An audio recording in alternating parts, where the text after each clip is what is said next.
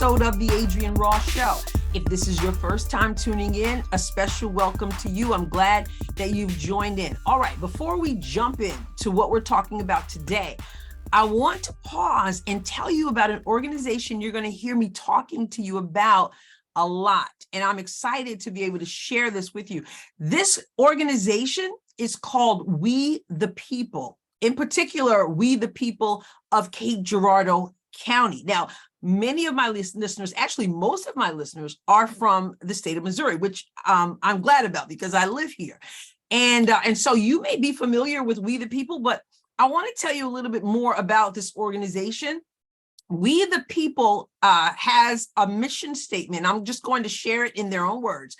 It says, our mission is to have a local presence in each of Missouri's counties in order to preserve the liberties that America's founders fought for and won at such a high price, as well as to regain those liberties already forfeited. We will work to protect and defend state and national sovereignty, the unalienable rights to life, liberty, and the pursuit of happiness as pronounced in the Declaration of Independence and protected under the Bill of Rights and the Missouri and United States Constitutions for the welfare of our state and nation. That is the mission statement of We the People. So what do we do? They'll tell you what we do.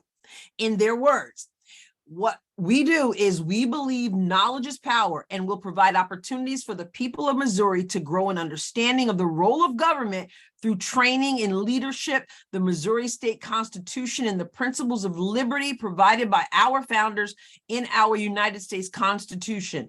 Through coordinating our efforts with other liberty-minded groups, we believe we will have a greater impact on freedom throughout Missouri by being engaged in changing legislation and electing candidates who stand firm in supporting individual independence on every level of government. Okay, so I'm excited to share that with you because I know that people who listen to this show are liberty-minded people who have a great respect for our Constitution. And if you're in Missouri, you especially should be interested in We the People of Cape Girardeau County. It is a nonpartisan, community-based grassroots organization that functions as a liberty watchdog group at the local level. They firmly believe that it is within our own municipalities, precincts, counties, and districts that we can make the most impact on public policy. They firmly believe that there is strength in numbers and that as we stand together, united for liberty, we will be a powerful force within these communities. And so again, We the People of Cape Girardeau County. Now, generally, they meet every week, every Tuesday at 5 p.m. at Delmonico's in Jackson. And if you're from this county, you know where that is. Every Tuesday. Now, there's a little break during the summer in terms of the amount of times that that they meet, but they will be meeting at the last Tuesday in August. You can contact We the People of Cape Girardeau County at wtpcapecountymO@gmail.com. All right. Also, follow them at www.wethepeopleofmissouri.org. They're on YouTube, We the People of Cape Girardeau County, and on Facebook, We the People of Cape Girardeau County. Okay, I'll tell you a little bit more about them later in terms of what's coming up on their at their meeting in August. We the People of Cape Girardeau County. Go check it out, you Constitution-loving folks. I'm going to start by saying that you probably have noticed that my episode last time was a couple days late. When I recorded that episode, I told you why. I told you that I had not been feeling well and that I felt like I had reached a turnaround. Well, the very evening that I recorded that episode, which you need to see, by the way, it's about my takeaways from going to watch Sound of Freedom. So check that out. But After I recorded that, I began to feel worse, to the point where I said I have to be smart and go to the emergency room, which I did. And I spent a couple nights last week in the hospital. They admitted me. I'm not going to get into all the details of all of that. I just want to let you know that I appreciate you, those of you who have, checked on me and prayed for me and visited me at the hospital, or in the case of my good friend Christy, who babysat my cat. See, I have to name her. I have to name her because my cats are my babies, and so that person that is babysitting your babies, you just got to give them the extra shout out. But seriously, I'm so grateful for my family, who have, calling and checking on me. Even my sister, who was like, do I need to come there? And so I appreciate my family. I appreciate my church family, people who have said, what can I do? How can I help? And I saw my neighbors. It's just been amazing. My pastors, I'm so thankful for that. And I just, my friends, like I said, who visited me in the hospital, I'm really, really grateful. People who really, really didn't just want to know, well, what was wrong, but they actually followed up and cared and just said, what can I do? People still checking on me, and I so appreciate that. And so I have some follow-up appointments next week. I am believing God and trusting God for wholeness and all that. And like I said, I have some follow-ups next week. I would appreciate your prayers. They make a huge, huge difference. So thank you. Thank you for everything. Thank you for that. And so I shared it. I shared that I was in the hospital. I think it was I spent a Wednesday night there, and then Thursday evening, I shared on social media the situation that I was in the hospital. When I say the situation, I shared that I was there. And I wasn't going to, but honestly, I was at the point where I was like kind of getting bored. And so I was like, I posted there that hey, this is my second night in the hospital. If you're bored, you want to, send me a text, and if it's a good time, you can come by. I was getting bored there, and thank God. My makeup is not to need other people's constant attention, and I know that's nobody wants to be in the hospital at all, and I don't want to go there again. But some people just don't handle it well at all. They just don't do well by themselves in situations like that. And again, I don't want to be in that situation again. But I'm able to handle those things maybe better than most. But I was starting to get bored. And so I put that out there. It's like, anybody want to come by and see me, that'd be great. But also, honestly, because I wanted the encouragement. I wanted the encouragement that people rally behind other people when they know that you're hurting and there's a need. And I appreciated that. And I appreciated the prayers. And so I went ahead and shared that. And so that's why there was the delay in that. Please, your prayers continued would be wonderful. Thank you, every person who has just been there and prayed and reached out and offered to help and everything. Like I said, from family to friends, the pastors and church family and neighbors. It's just thank you so much. Okay, now let's jump into today's episode of the show. I want to talk about something that is really, really serious to me. I had been thinking about doing an article about, when is it too old? When are you too old to be president of the United States? That's what I was thinking. And I was grappling with that because we look at President Joe Biden, we obviously, no matter what side of the political aisle you're on, we obviously see the frailty that's there. And, many people feel that, not only the physical frailty, but the mental, deterioration, people say, the thoughts, the words, I should say, of dementia that you hear people saying and stuff.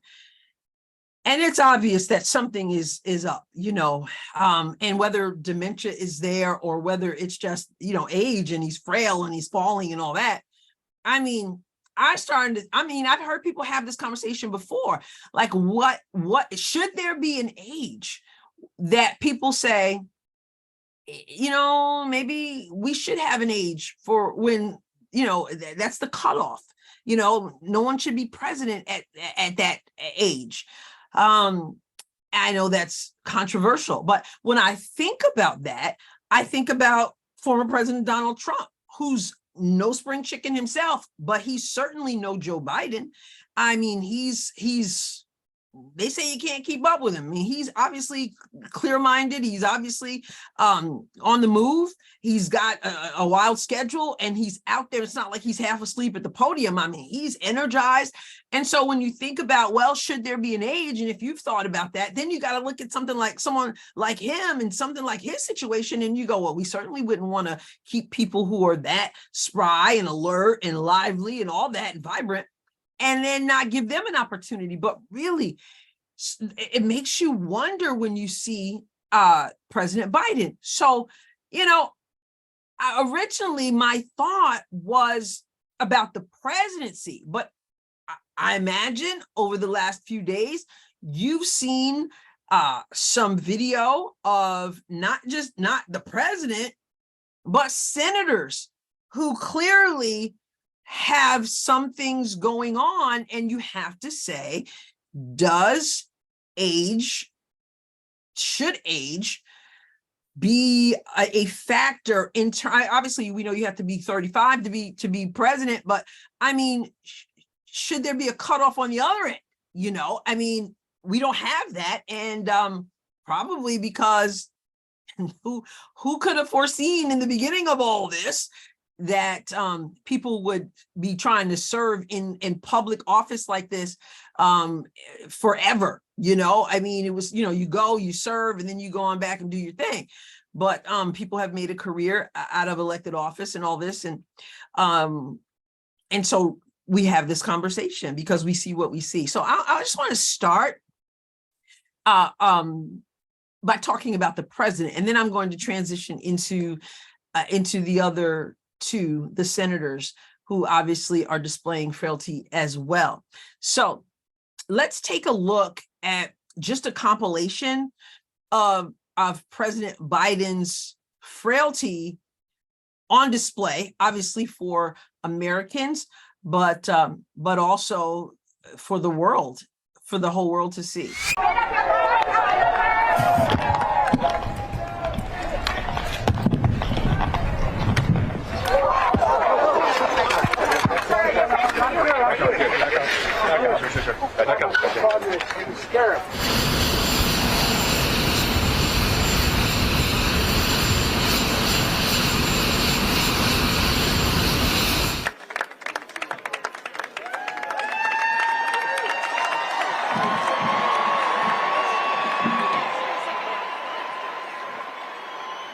Okay, so there are the various falls the president has suffered.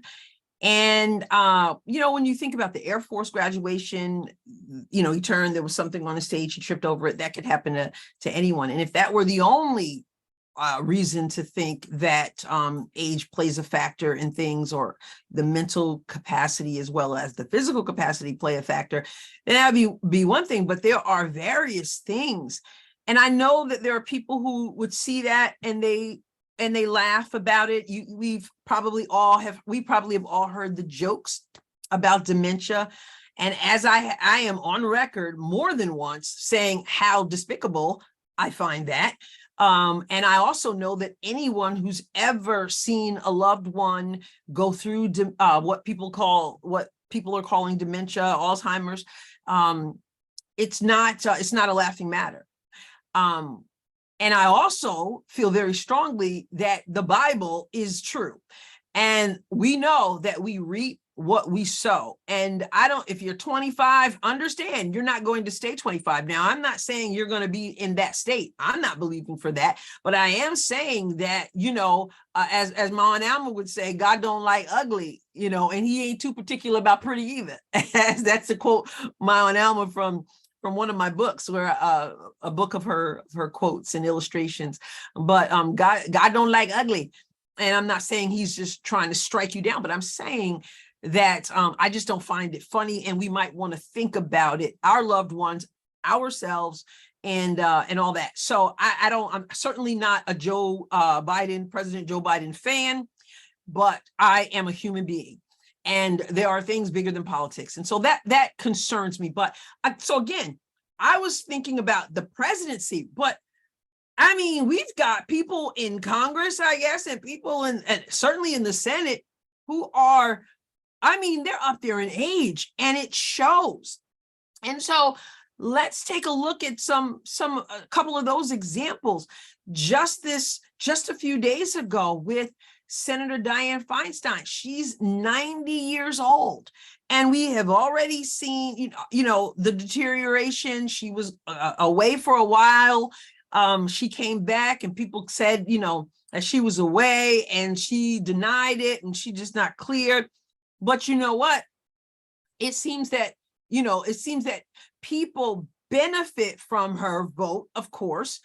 And I guess, it just seems that is more important to some people than a person's well-being, because politics is something with people. It's like a god for people, power and all that. So let's look at Senator Dianne Feinstein, where she had to give her vote on something, I believe it was a Senate Appropriations Committee, and she was completely lost. Clerk, call the roll. Senator Feinstein.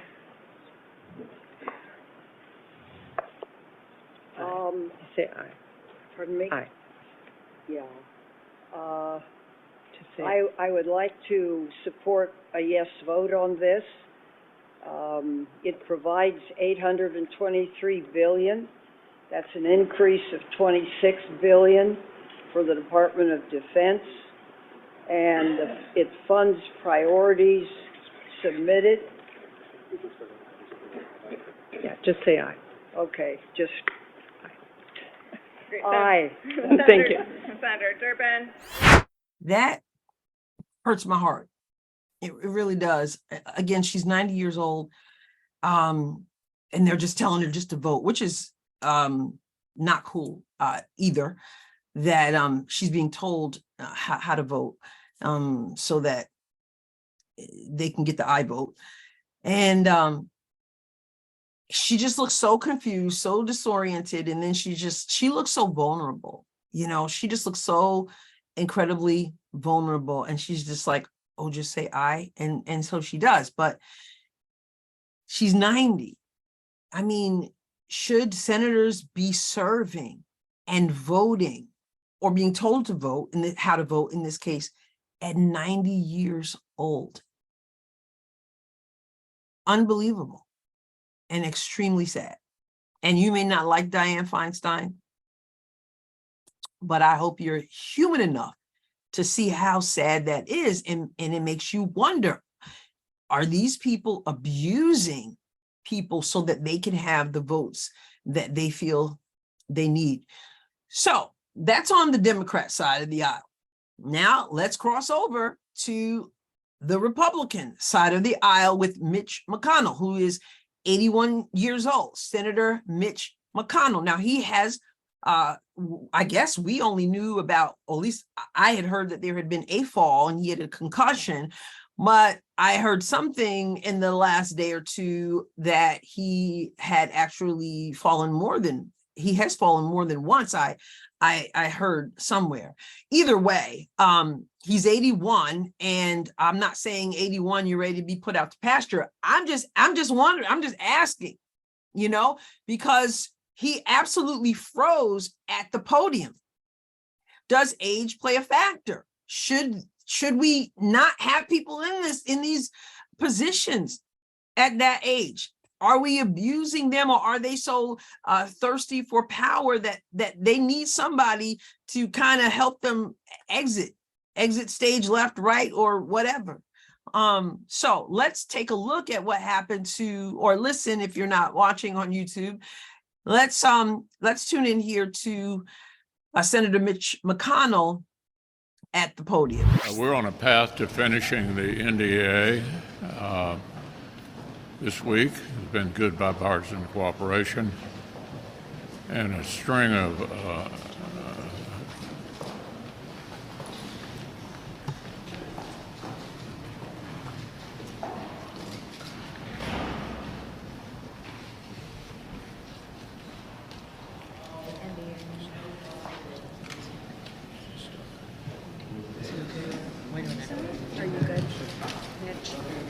Okay, Mitch?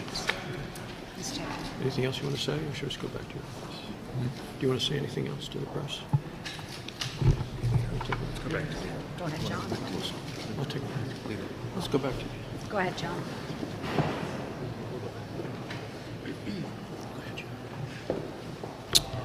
Well, you get, you see it for yourself, or if you're not watching, then you hear the silence until you hear other people asking him, do you want to say anything else, or do you want to go back to your office? Obviously, everyone could tell something was wrong. And they just, you could see at first, people didn't quite get it. There's just a pause, but then it got longer, and then you kind of see eyes darting a little bit, and they're like, well, what do we do? And obviously, anyone would be concerned about that. He just absolutely, everyone's calling it the freeze, because he absolutely froze. So he came back to, the podium at some point, and when asked about it, he said he was fine. Obviously, he wasn't fine. So I don't know what happened. I don't know if it's a result of the concussion that he had or other falls that he had or what, but he obviously wasn't fine at that moment. So he's 81. Dianne Feinstein is 90. I can't shoot off the president's age off the top of my head, but he's in his 80s. So age is a factor. It seems to me, but then again, like I said, you've got people like Donald Trump, but he's in his 70s at this point. If he's reelected, then he'll be, I don't remember his age exactly, but I believe he'll be in the crossover into past 80 at that point. So I think he's in his late 70s, but prayerfully he'll be fine and strong and whatever forever. But these are the kinds of things I think we have to talk about. It seems to me, and I've said this before, when it comes to President Biden, there seems to be elder abuse. Like, why is he running again? Why is he running again when he is clearly limited? He's clearly limited. In fact, I want to go back to him. He obviously recognizes that there's limitation in terms of his physical ability, at least, because I don't know if you know, but he doesn't get off and on Air Force One via the long, beautiful, carpet-clad staircase anymore. He is now boarding and deplaning via a shorter staircase that comes from the belly of Air Force One, so that he doesn't have to risk the fall again, I guess. So let me just show you the pictures of now what he's using to go up and down the stairs to get in and out of the plane, to get in and out of Air Force One. So here is President Biden going up the stairs. You see him here. You see the shorter staircase, and here the story said Joe Biden using shorter steps to board Air Force One after a string of stumbles. So this is much shorter into the belly of Air Force One. So obviously he knows that there's an issue and the possibility of falling. And now we can see him coming down the stairs. And so you see how short those stairs are. But, and I've also heard that he's now wearing loafers. I don't know what he was wearing before, but he's now wearing loafers, also to minimize the possibility of falling. So there he is now coming down, and that's the staircase he's using now. So the president isn't using the, wonderful, elaborate red carpet clad staircase. That's that long staircase where we saw him fall a couple times. But now this is what he has to do. And, I understand that anybody can fall at any time. You don't have to be 80 something years old to fall, but there's a string of things that are showing up. And obviously, whether he was advised to do the shorter staircase, I imagine that's unprecedented. That we're at the place where the leader of the free world, the president of the United States, has to have this kind of accommodation, but is intent on running for office again. And obviously those around him are, and when I say those around him, I really should say his family, because I know he's a man, he can make his own decisions or whatever, but when you hear from his wife, et cetera, before he had announced that he was running again, it was, we're all in his support, and we're all, at some point, health is got to be more important than politics, and that's their family decision. But man, we all pay the price, I think, as a country, when the leader of the free world is falling all over everything, And I don't say that to, I'm not one, like I said, I'm not one of those people who are laughing and joking and all that. I find that despicable, and that's a strong word, but I see that I see that from people who find it funny and they make jokes. It's not funny. And whether it's one might say, well, they're bad people. You hear people say that about maybe Dianne Feinstein, particularly. You might hear somebody in the right who might say, well, he's destroying the country, and Dianne Feinstein has helped destroy the country and all that. And I get it. They're not, I wouldn't be casting votes for them. Okay. Didn't vote for Biden. And if I lived in California, I wouldn't be voting for, I certainly would not be voting for Dianne Feinstein, but I am a human being. And so as a human being, I look at that and I go, wow, that's really, really sad. But in addition to that, it makes me wonder, should we look at age? Should there be, we always talk about term limits, right? Should there be age limits? Because this is just off the hook. We got folks freezing and folks having to be told how to vote, and folks falling all over the place and needing shorter stairs and all this other stuff. You've got to wonder. You have to wonder. All right. Well, I want to pause here because I want to remind you about the new search engine you've been hearing about on the Adrienne Ross Show, or seeing an ad of on my Substack. It's called Luxel. There are other options out there for your search engine. It's time to make the switch to Luxel, a search engine without bias, one that improves your access to information and puts you in control. Check out Luxel, that's Luxxle, today, and see how much better your searches can be. Okay, well, welcome back. So I just want to leave you with those thoughts. I would love to hear your comments about the age issue, and if you think there should be age limits. And if you do think so, what would that age be? Like, how do you know how to set that age? And then what do you do with people who are like, Trump? How do you, do you just have to do it and then certain people just can't run, whether they're vibrant or not? Or what? So adriennerosscom@gmail.com is where you can email me. But if you're watching on YouTube, hey, put a comment there. I want to hear, what do you think about this age thing? What would that age be? Or maybe you're just like, no, we don't have, our founders didn't decide to do that, and we're not going to mess with it, but other people need to just know when their time is up. and the people around them. You might feel that way, but I certainly want to hear what your thoughts are. So on YouTube, make sure you subscribe, make sure you like. Why don't you leave a comment, okay, about anything that we're talking about? But I want to zero in on that issue also. I also want to remind you that my Substack is adrienneross.substack.com, and you may leave a comment there as well. And please subscribe. Listen, the subscriptions are just dirt cheap, as they say. $5 a month or $50 a year, or if you have the gold subscription, which comes with perks, then that's $100 a year, and then you're helping me do the work that I'm doing. I want to say this. I really encourage you to comment, to like, to share, to leave a rating and review.